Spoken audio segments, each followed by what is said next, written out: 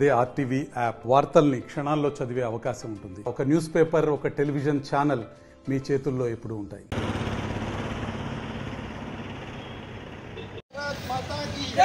రేవంత్ రెడ్డి రేవంత్ రెడ్డి రేవంత్ రెడ్డి రేవంత్ రెడ్డి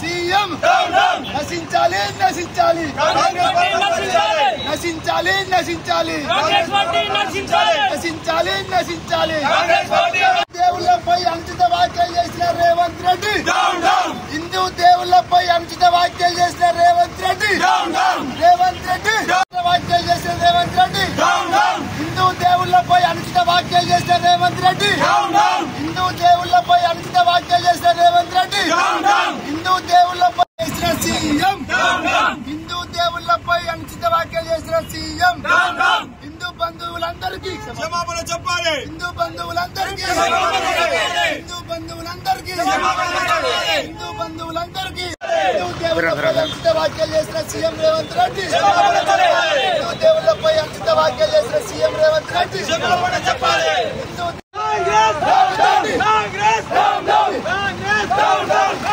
ఈరోజు Mancherial municipal corporation ఆధ్వర్యంలో Revanth Reddy CM గారిది దిష్టి బొమ్మ దహనం చేయడం జరిగింది.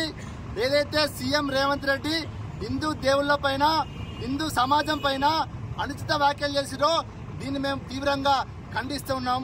ఏదైతే రేవంత్ రెడ్డి నువ్వు ఏమంటున్నావు, ఈ రోజు ఇలా పెళ్లి అయినకు ఒక దేవుడు, పెళ్లి కానోళ్ళకు ఒక దేవుడు కొలుస్తాడు, ఎల్లమ్మని ఒకరు కొలుస్తారు, మన బ్రాహ్మణ్స్లో ఒక దేవుని కొలుస్తారని చెప్పేసి నువ్వు ఇష్టం వచ్చినట్టు అనుచిత వ్యాఖ్యలు చేసినావు. దీన్ని మేము భారతీయ జనతా పార్టీ తీవ్రంగా ఖండిస్తుంది. నువ్వు మొన్న ఎలక్షన్ లో కూడా హిందూ దేవుళ్ల పైన, హిందూ సమాజం పైన నువ్వు అనుచిత వ్యాఖ్యలు చేసినావు. దీనికి ఖచ్చితంగా బీజేపీ పార్టీ బుద్ధి చెప్తానని తెలియజేస్తున్నాం.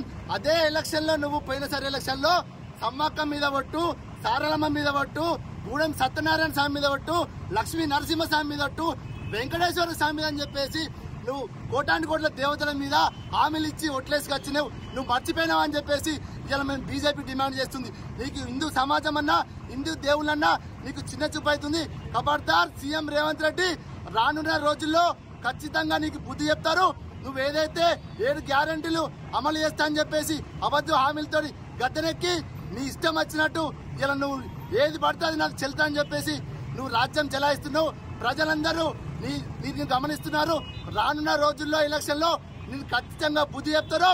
నువ్వు ఇంకోసారి ఇట్లా హిందూ దేవుళ్ల పైన, హిందూ సమాజం పైన అనుచిత వ్యాఖ్యలు చేస్తే రాష్ట్రం వ్యాప్తంగా నిన్ను ఏ గుళ్ళ గాని, ఏ ఇంటికి గాని నిన్ను తిరగనియమని చెప్పేసి మేము హెచ్చరిస్తాం. మరిన్ని వీడియోస్ కోసం ఛానల్ ని సబ్స్క్రైబ్ చేయండి. లేటెస్ట్ అప్డేట్స్ కోసం వాట్సాప్ ఛానల్ ని ఫాలో చేయండి. అండ్ లింక్ డిస్క్రిప్షన్ లో ఉంది.